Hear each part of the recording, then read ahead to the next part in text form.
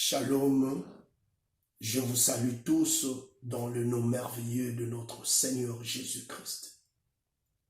Pour notre 9e série de quelques attitudes d'un bon guerrier, nous parlons de la détermination. Par définition, la détermination est le caractère d'une personne qui est fermement décidée. Alors nous sommes dans Juges chapitre 8, le verset 4. Après avoir emporté la victoire sur une partie de Madianites, Gédéon et ses 300 hommes poursuivirent 2 rois madianites et leur armée qui se croyaient en sûreté. La Bible dit Gédéon arriva au Jourdain et il passa, lui et ses 300 hommes qui étaient avec lui, fatigués, poursuivant toujours. Pour quelqu'un qui est fatigué, assoiffé, l'eau reste le meilleur remède pour étancher sa soif. La Bible dit, malgré la fatigue, la soif, ils ne burent l'eau du Jourdain, mais ils passèrent. Bien-aimé, quand l'objectif n'est pas encore atteint, tout ce que tu peux voir n'est rien. Ne tarde surtout pas à un endroit qui n'est pas le tien. Retiens que la bénédiction divine dépend de Dieu lui-même, de ta foi en Jésus-Christ, mais aussi du lieu auquel tu te trouves. L'homme qui veut atteindre son objectif ne recule devant aucune circonstance. La détermination, c'est aussi la fermeté. Voilà pourquoi, dans notre 2e série, nous avons dit le vrai courage qui passe par l'épreuve devient la fermeté. Dans cette histoire, l'épreuve ou l'obstacle, c'est la fatigue.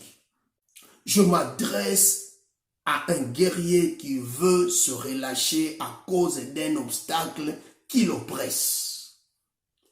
Ne perds pas ton objectif ou même ta vision à cause des obstacles. Sans l'objectif ou la vision, l'homme vit dans la confusion et abandonne la voie de Dieu. Il peut même appeler le diable Dieu et le Seigneur fantôme, comme fit le cas des disciples. Oui, la détermination est une force de l'âme.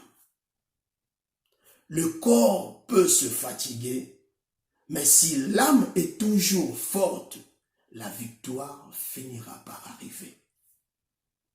Jacob, avec sa hanche d'ennemi, continua sa lutte jusqu'à l'aurore et fut vainqueur parce qu'il était déterminé.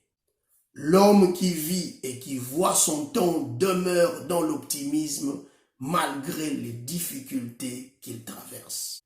Notre optimisme se repose sur la foi en Jésus-Christ.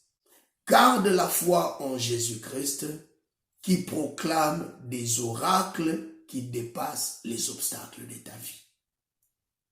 Et vaillant guerrier, ne sais-tu pas que ta gloire à venir est plus que ta situation présente?